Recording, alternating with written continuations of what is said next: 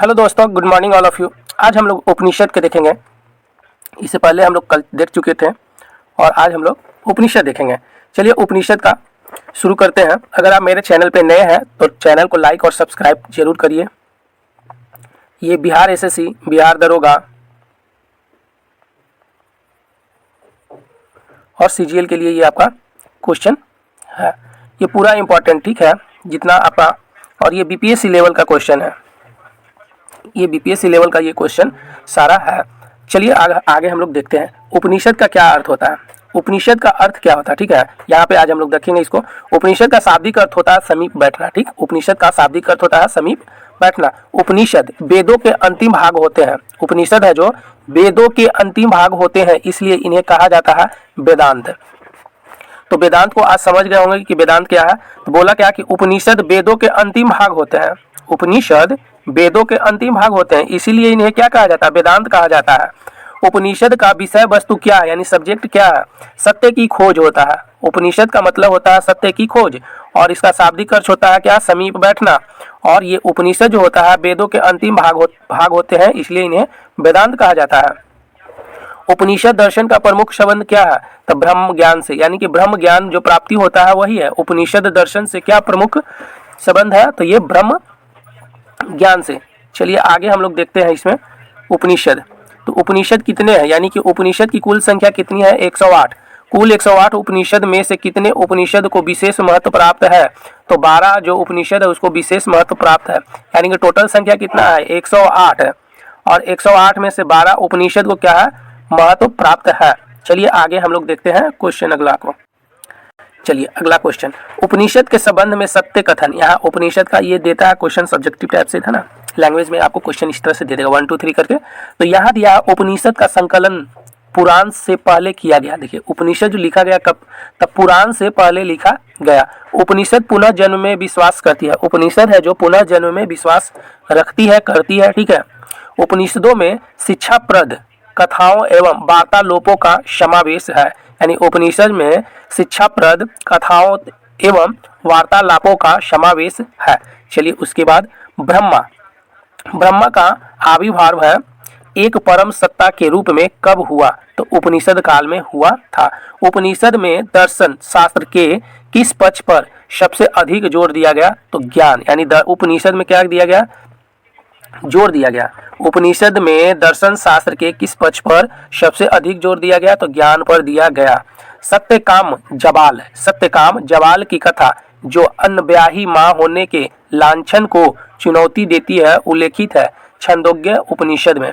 यानी सत्यकाम है ना, सत्यकाम यहाँ क्या है, सत्यकाम जबाला की जो कथा है उसमें एक माँ की रोल है जो अनब्याही माँ है, ठीक है, उस पर लांछन लगाता है और उसी चुनौती देती है कौन, तो छंदोग्य उपनिषद में ये है। एकमेश्वरवादी है ना, क्या है यहाँ पे, एक में वादित्य ब्राह्म, क्या है, एक में वादित्य ब्राह्म शुक्ति किस उपनिषद में उल्लेखित है, तो ये छंदोग्य उपनिषद में उल्लेखित है। चलिए आगे हम लोग देखते हैं उद्हालक। यहाँ क्या है, उद्हालक आरुणि और उनके पुत्र श्वेत केतु, क्या है, श्वेत केतु के बीच ब्रह्मा है ना, बीच ब्रह्मा एवं आत्मा की अभिन्नता के विषय में प्रसिद्ध वार्तालाप का वर्णन किस उपनिषद में मिलता है, तो छंदोग्य उपनिषद में ये मिलता है। चलिए किस उपनिषद में देवकी पुत्र कृष्ण, देखिए देवकी पुत्र कृष्ण की यानी को घोर अंगिरस के शिष्य के रूप में उल्लेखित किया गया, तो छंदोग्य उपनिषद में ये मिलता है।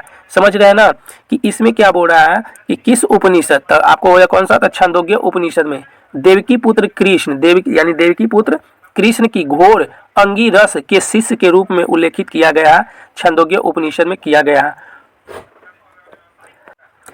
फिर उसके बाद है आगे, उपनिषद में से सबसे पुराना उपनिषद कौन सा था, छंदोग्य उपनिषद सबसे पुराना है।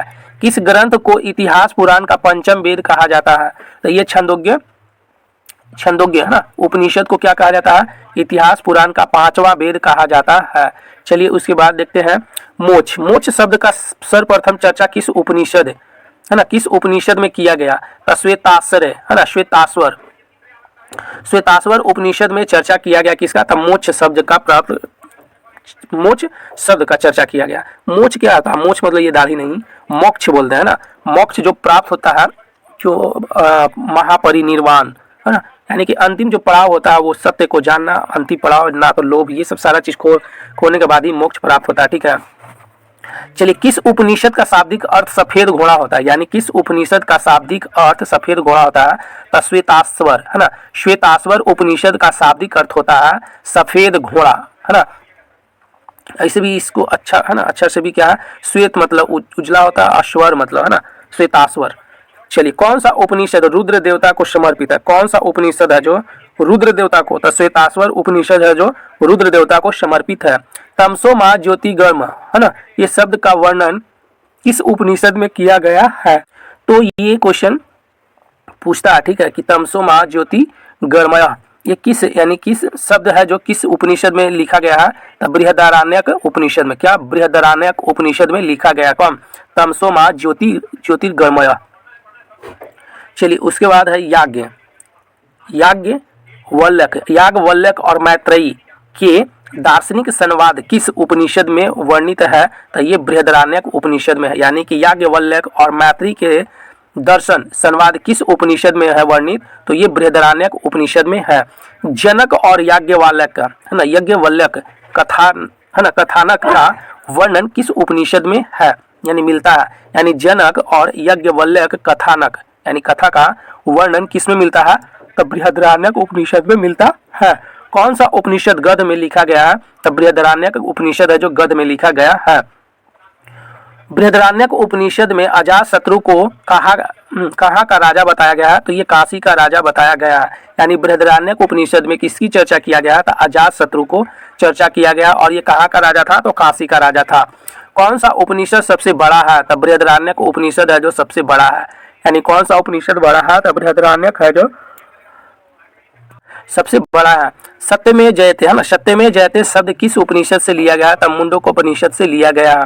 ध्यान में रखिएगा, ये क्वेश्चन बिहार पुलिस में ये पूछा था, और बिहार दरोगा में ये सब पूछता ही है ना, ऑनलाइनर में पूछ देता है। चलिए किस उपनिषद में यज्ञ की तुलना टूटी फूटी नौका है ना, तो नौका से की गई है, तो मुंडकोपनिषद से है ना। तो टूटी फूटी कब, तो मुंडकोपनिषद में किया गया है। उपनिषद में सबसे छोटा उपनिषद कौन सा है, सबसे छोटा, तो मांडूक्योपनिषद। क्या, तो मांडूक्यों उपनिषद है ना, मांडूक्यों उपनिषद है जो सबसे छोटा है। अध्यात्मक ज्ञान के विषय में है ना नचिकेता, अध्यात्मक ज्ञान के विषय में नचिकेता और यम का संवाद किस उपनिषद में प्राप्त होता है, तो कठो क्या है यहाँ पे, तो कठोपनिषद में किया गया, किसो कंठोपनिषद में किया गया है। चलिए आगे हम लोग क्वेश्चन देख, किस उपनिषद में मृत्यु संबंधी चर्चा किया गया है, यानी कौन सा उपनिषद है जिसमें मृत्यु संबंधी चर्चा किया गया है, तो कंठोपनिषद में किया गया। कौन में, तो कंठोपनिषद में किया गया है। किस उपनिषद में वसुदैव कुटुंबकम यानी वसुदैव कुटुंबकम का शाब्दिक शब्द उल्लेख है, तो महा उपनिषद में उल्लेख है। किसमें, महा उपनिषद में वसुदैव कुटुंबकम शब्द का उल्लेख किया गया है। निष्काम कर्म सिद्धांत, क्या है, निष्काम कर्म सिद्धांत का सर्वप्रथम उल्लेख किस उपनिषद में है, तो यशो क्या है, ईशोपनिषद में किया गया है। निष्काम कर्म सिद्धांत का सर्वप्रथम उल्लेख किस उपनिषद में किया गया है, तो ईशो क्या है यहाँ पे, ईशोपनिषद में किया गया है। चलिए उसके बाद है किस उपनिषद में ऋषि पिप्पला है ना, पिप्पलाद, ऋषि पिप्पलाद और 6 ऋषियों का संवाद का यानी संकलित है, तब प्रश्नोपनिषद में किया गया। यानी देखिए इसमें क्या है कि ऋषि कौन हो गया, पिप्पलाद हो गया, और 6 ऋषियों, ये दोनों में क्या है, इधर एक ऋषि और एक इधर ऋषि। ये पूछे क्वेश्चन कि हाँ ये कैसे होगा, तो ये बता है। तो ये जो 6 यानी कि 6 ऋषि, तो ये किसमें है, संवाद का यानी जो बातचीत की है वो किसमें है, तो प्रश्नोपनिषद में है ना, प्रश्नोपनिषद में है।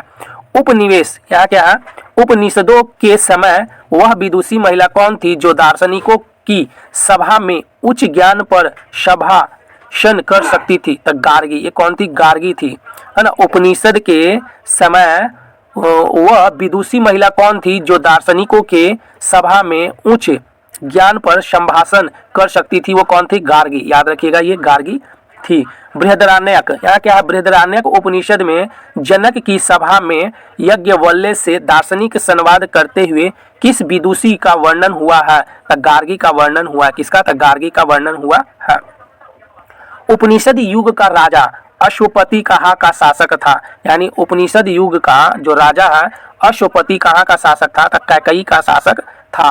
अद्वैत दर्शन का प्रतिपादन किस ग्रंथ से मिलता है, अद्वैत दर्शन का प्रतिपादन किस ग्रंथ से मिलता है, तो उपनिषद से मिलता है। उपनिषद काल के वे राजा जो ब्रह्म ज्ञान है ना, ब्रह्म ज्ञान आध्यात्मिक चिंतन से जुड़े हैं, आध्यात्मिक चिंतन से जुड़े हैं।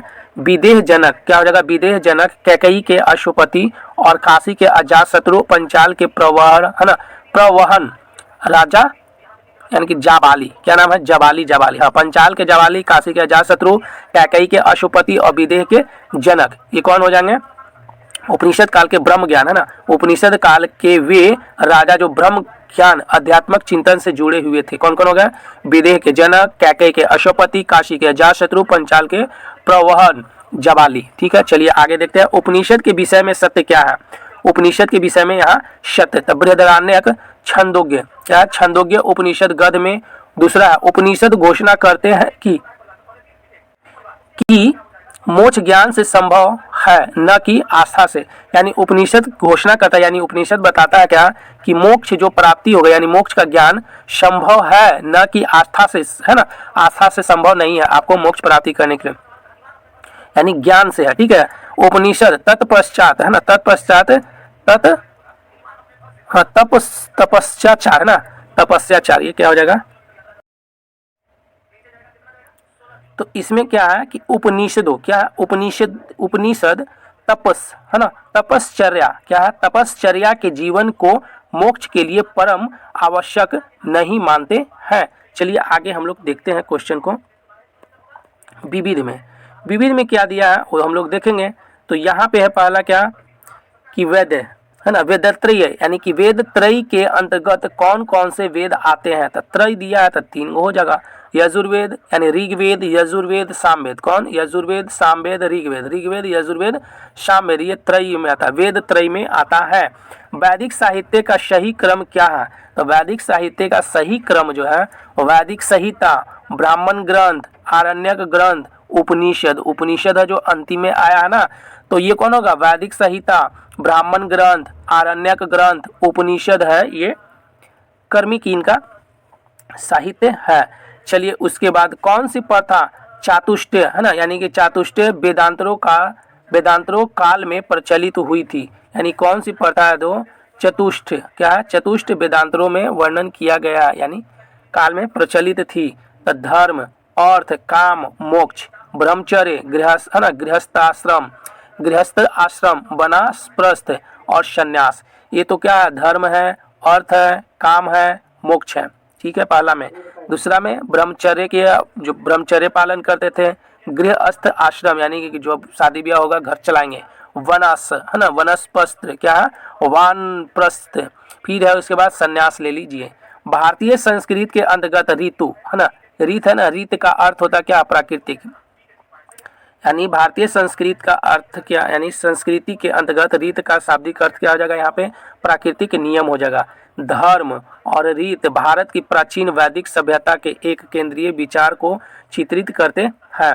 धर्म व्यक्ति के दायित्वों एवं स्वयं तथा दूसरों के प्रति व्यक्तिगत कर्तव्यों का संकल्पना करता है, यानी कि धर्म है जो धर्म व्यक्ति के दायित्व, व्यक्ति के क्या है, दायित्व एवं स्वयं तथा दूसरों के प्रति व्यक्तिगत कर्तव्यों का संकल्पना करता है।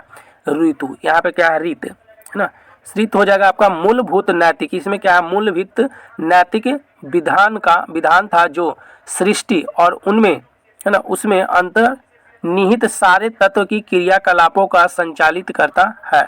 चलिए उसके बाद देखते हैं आगे हम लोग, कल हम लोग इसको देखे थे थोड़ा ना। प्राचीन भारत में निशाका यानी निष्क का प्रयोग किसके लिए किया जाता था, तो आभूषण के लिए किया जाता था। निष्क ये बटखारा था ना, तो ये आभूषण के लिए निष्क क्या था, तो निशाका इसको बोलते हैं। चलिए आगे क्वेश्चन पे हम लोग आते हैं। यहाँ क्या भारतीय है ना, भारोपीय भाषा यानी कि भारोपीय भाषा का प्राचीनतम अभिलेख प्रमाण कहाँ से प्राप्त होता है, तो इराक से प्राप्त होता है। भारत के किस स्थान से भोजपत्र भारत के बहुप्रचलित लेखन सामग्री का प्राचीनतम साक्ष्य मिला है, तो श्रृंगवेश्वरम में मिला। कहाँ, श्रृंगवेश्वरमपुर में मिला है। कौन से ग्रंथ प्रस्थन है ना, प्रस्थांतरीय है। कौन सा प्रस्थांतरीय के अंतर्गत आते हैं? तो भागवत गीता, उपनिषद और ब्रह्मसूत्र आते हैं, प्रस्थान त्रय में आते हैं। प्रस्थान त्रय में कौन कौन आ जाएंगे? तो भागवत गीता, उपनिषद, ब्रह्मसूत्र ये आ जाएंगे। ठीक है, चलिए। उत्तर वैदिक काल में आर्यों को भारतीय भूगोल के लिए, है ना, भूगोल के किस भाग की जानकारी नहीं थी? यानी उत्तर वैदिक काल में आर्यों को भारतीय भूगोल के किस भाग की जानकारी नहीं थी? तो कृष्णा नदी घाटी तक दक्षिण भारत की, जो कृष्णा नदी है उधर का भौगोलिक भाग का जानकारी नहीं था। चलिए, उसके बाद है उत्तर वैदिक में, उत्तर वैदिक कालीन किस विचारक ने वेदों की, है ना, महिमा का खंडन किया? तो कौशत्य, क्या है? कौतस्य, क्या नाम है? कौतस्य, है ना, कौतस्य ऐसा था, लेकिन कौतस्य। जब प्राचीन भारत में जो विधवा पुनः विवाह कर लेती थी उसे क्या बोलते थे? पुनर्भू कहते थे। पुनः, है ना, क्या है? पुनर्भू, है ना, पुनर्भू बोलते थे, भूर, पुनर्भू। चलिए, उसके बाद क्या बोलेंगे यहाँ पे? जो पुनः विवाह कर लेते थे, तो पुनः से लिया है तो पुनः लिख दिया है ना, तो पुनः से पुनः, पुनः अब भ्रू लिख दिया गया। वेदांग ज्योतिष से, क्या है? वेदांग ज्योतिष की रचना किसने की? तो यहाँ क्या? लगध ने किया था। कौन? लगध। यानी वेदांग ज्योतिष की रचना किसने की? लगध ने किया था। किस यज्ञ वैदिक परंपरा का समर्थन किया तथा संन्यास का विरोध किया? ये कुमारी, क्या नाम है? कुमारिल ने किया था। यानी किसने यज्ञ वैदिक परंपरा का समर्थन किया? जो यज्ञ होता था उसको समर्थन किया, लेकिन संन्यास का विरोध किया। किसका?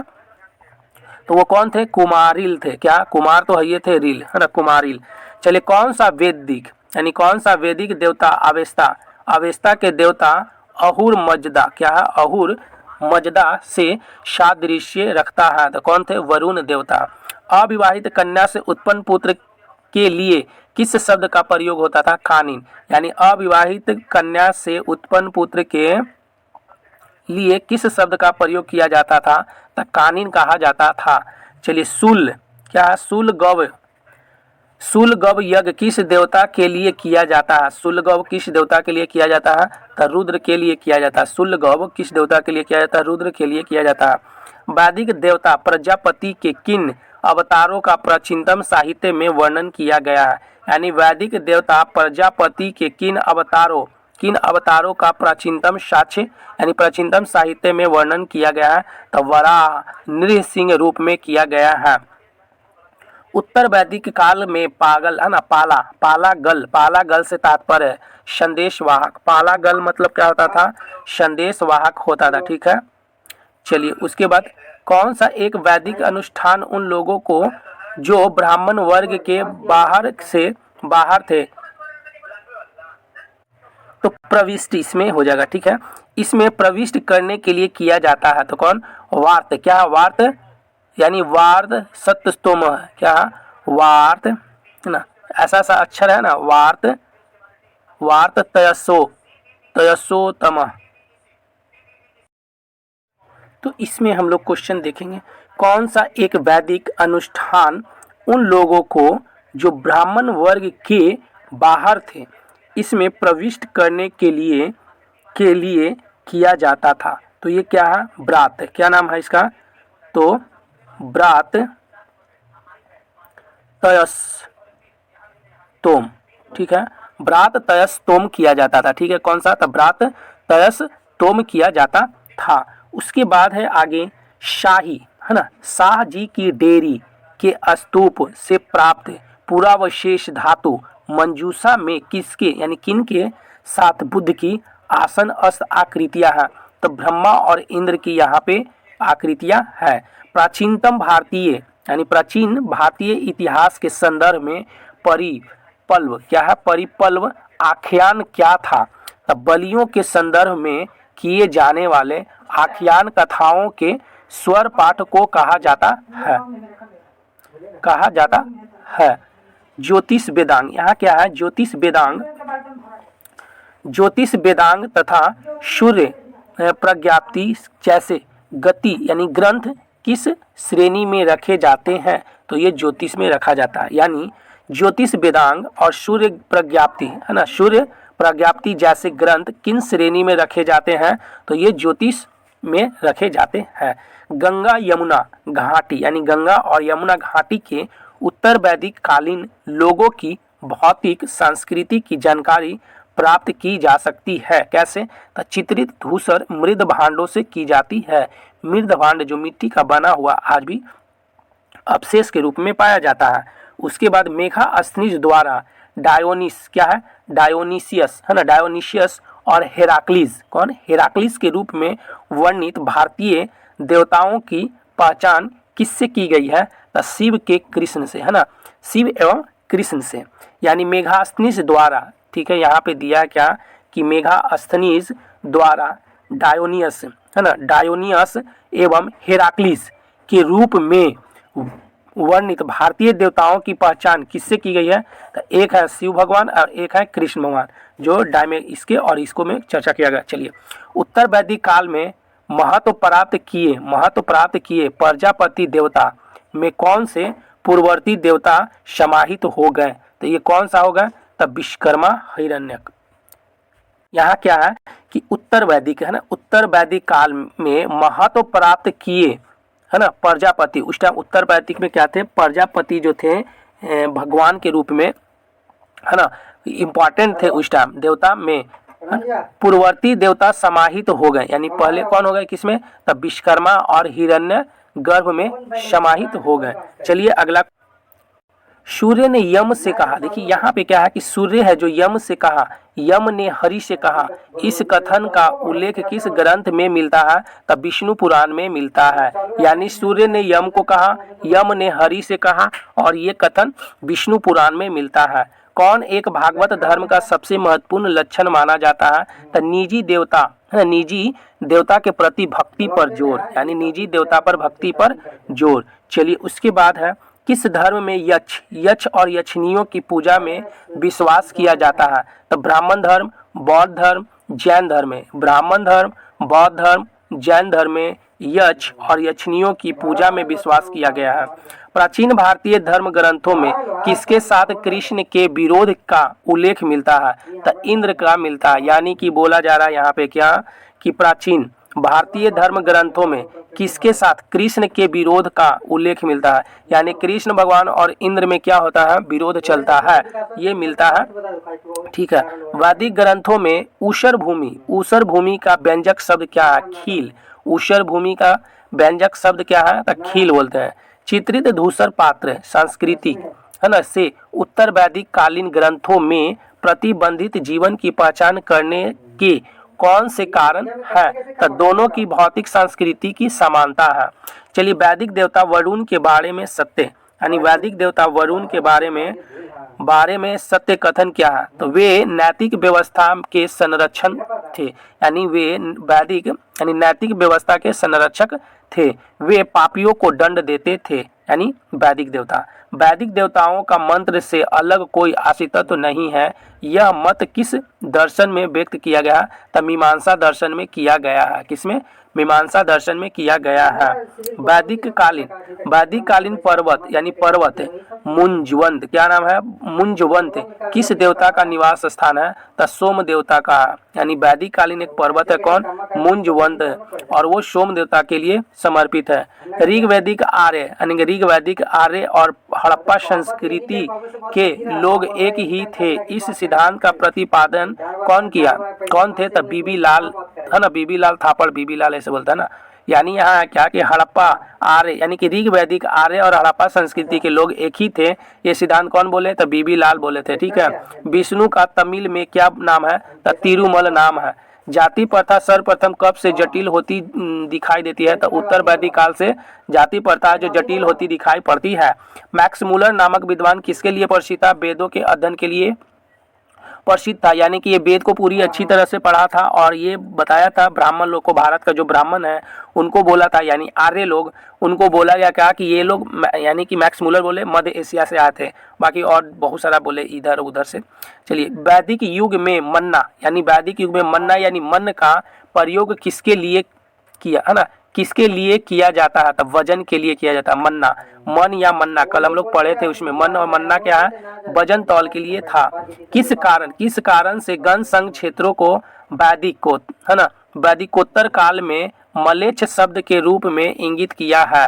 तब वैदिक कर्म कांडों से विमुखता के कारण, वैदिक कर्म कांडों से विमुखता के कारण होता है। वर्ण, यहाँ क्या है, वर्ण संकर। ये देखिए, वर्ण संकर की संकल्पना सबसे पहले कब दिखाई पड़ती है? तो धर्म सूत्रों में। क्या? धर्म सूत्रों में वर्ण संकर की संकल्पना सबसे पहले कहाँ दिखाई पड़ती है? धर्म सूत्रों में दिखाई पड़ती है। भारतीय जाति व्यवस्था अपने श्रेष्ठ यानी क्लासिकल रूप में मानी जाती है। कार्यों के विभाजन से पूर्व वैदिक काल से उत्तर वैदिक काल के राजस्व गठन यानी पॉलिटी के मुख्य रूप से क्या परिवर्तन हुआ है? तो राज्य के संगठन का आधार यानी कुल न रहकर भूमि का विस्तार हो गया है। चलिए, वैदिक धर्म, यहाँ क्या है?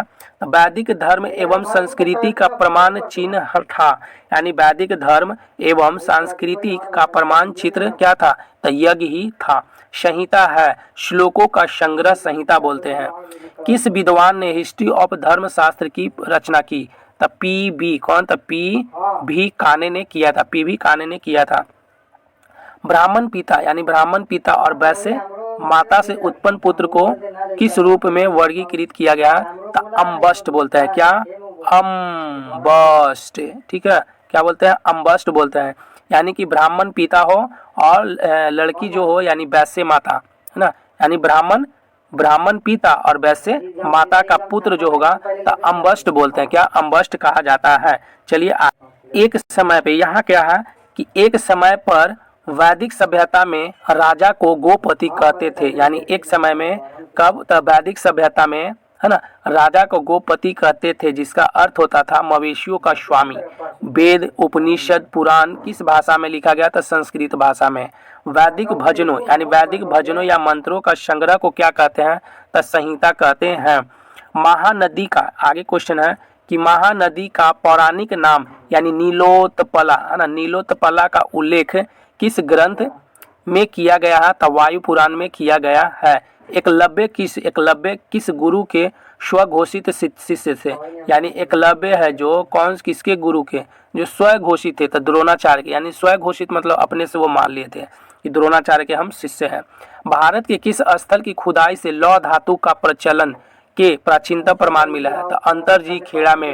यानी कि लोहा का जो सबसे प्राचीनतम साक्ष्य मिला का अंतरजी खेड़ा से मिला है। किस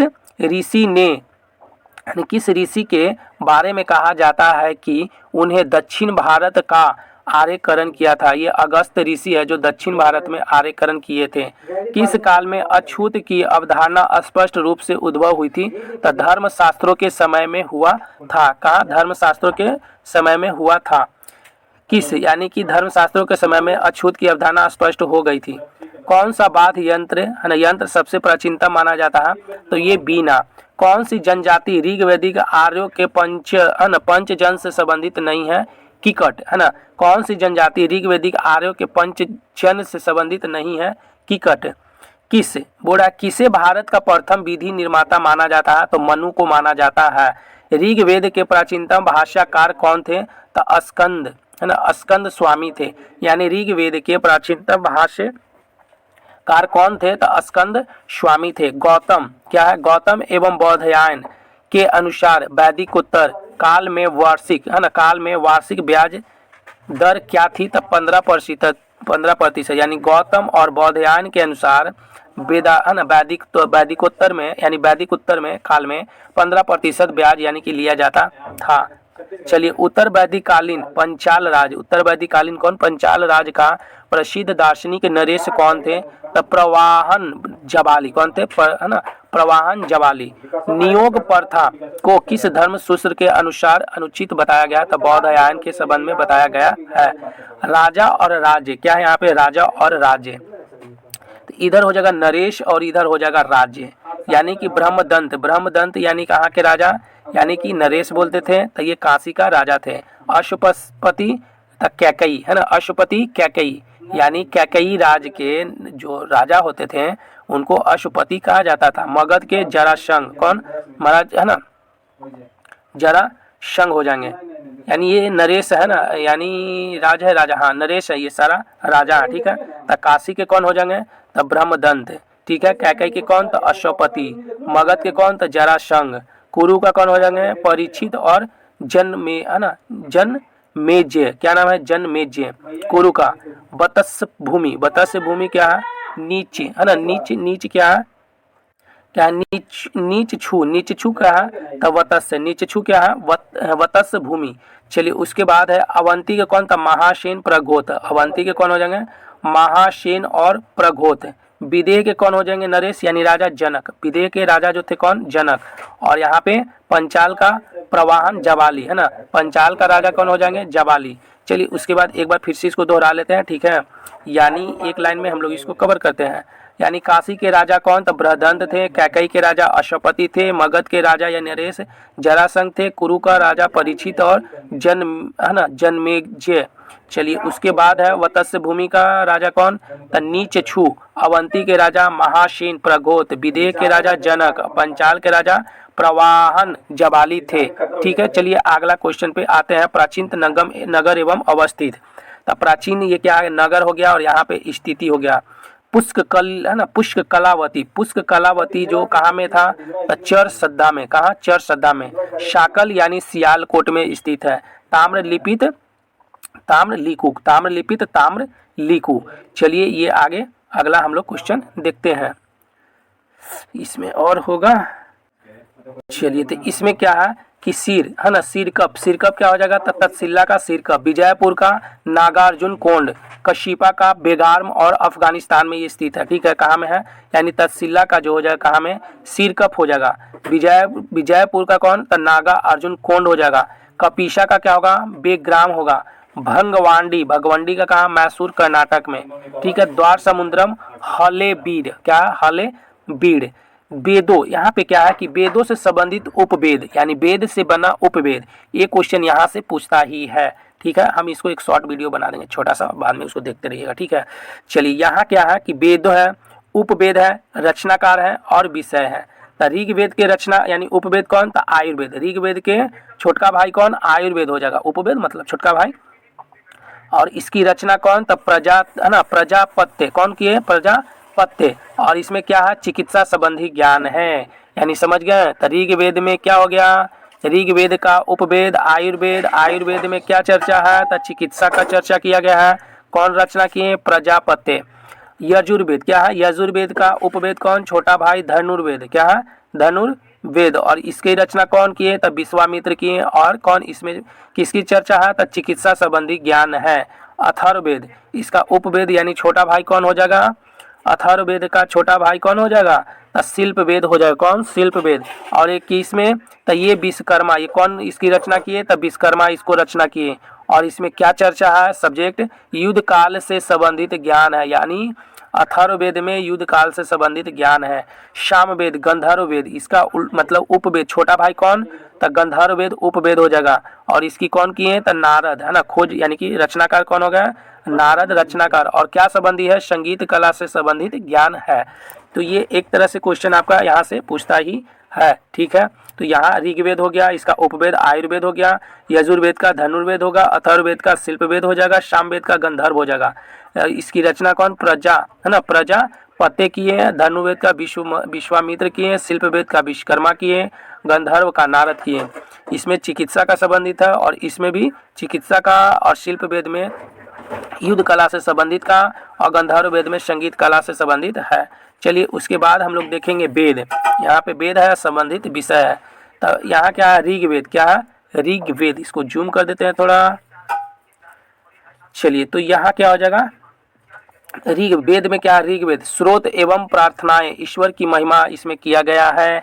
यजुर्वेद स्रोत एवं कर्म कांड, बलिदान का विधि दिया गया यजुर्वेद में। सामवेद, सामवेद में क्या होगा, संगीतम में है ना, स्रोत संगीत के लिए। अथर्ववेद तंत्र मंत्र एवं वशीकरण औषधि से संबंधित है। चलिए उसके बाद है वेद और वेद से संबंधित शाखाएं। तो यहाँ पे क्या है, इसका शाखा है। तो ऋग्वेद का शाखा कौन सा हो जाएगा, तो साकल। यजुर्वेद का कन्नव बाज से नहीं हो जाएगा। ठीक है, सामवेद का रानायनी कैमुथु हो जाएगा। अथर्ववेद में पिपलावाद सैनक हो जाएंगे। वेद से संबंधित शाखाएं, ये शाखाएं हैं और ये वेद हो जाएंगे। चलिए ठीक है, यहाँ पे आगे क्वेश्चन हम लोग देखेंगे। यहाँ पे क्या, अश्वमेघ यज्ञ, यहाँ क्या प्रमुख यज्ञ क्या है, तो अश्वमेघ यज्ञ सर्वाधिक महत्वपूर्ण यज्ञ। इसमें राजा द्वारा साम्राज्य की सीमा की वृद्धि के लिए घोड़े को स्वतंत्र छोड़ दिया जाता था। अश्व क्या था, ये घोड़ा को छोड़ दिया, भारत से चल गया नेपाल, तो नेपाल मेरा हो गया। क्यों? क्योंकि घोड़ा मेरा यहाँ आ गया, नेपाल मेरा हो गया। अगर नहीं देता था तो लड़ाई होता था। ठीक, तो इस तरह से यज्ञ होता था। चलिए उसके बाद देखे हैं राजसू। राजसूय यज्ञ, इस यज्ञ का आयोजन राजा के राज्याभिषेक के समय में करते थे। दिया ये राजसू यानी राजा के यज्ञ, राज्याभिषेक होता था उस टाइम ये वाला होता यानी यज्ञ होता था। उसके बाद वाजपेयी यज्ञ, क्या है यहाँ पे, वाजपेयी यज्ञ, इसमें राजा अपनी शक्ति के प्रदर्शन के लिए रथ दौड़ का आयोजन होता था। वाजपेयी में क्या था, बाजू लड़ाते थे, है ना, यज्ञ करवा के बाजू यानी कि शक्ति का प्रदर्शन करते थे।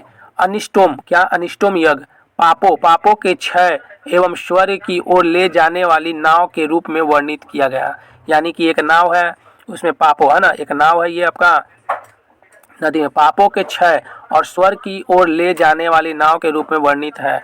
चलिए उसके बाद देखेंगे सौत्रामणि, क्या है, सौत्रामणि यज्ञ, इस यज्ञ में पशु एवं शूरा की आहुति दी गई है। पशु और शूरा की आहुति दी गई है। किसकी?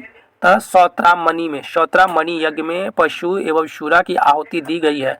पुरुष मेघ यज्ञ यानी पुरुष मेघ यज्ञ, राजनीतिक वर्चस्व के लिए स्वस्थ तथा विद्वान पुरुष की बलि दी जाती थी। विद्वान, देखिए, राजनीतिक वर्चस्व के लिए स्वस्थ तथा विद्वान पुरुष की बलि दी जाती थी। इसमें 5 प्राणियों की बलि दी जाने की प्रावधान किया गया।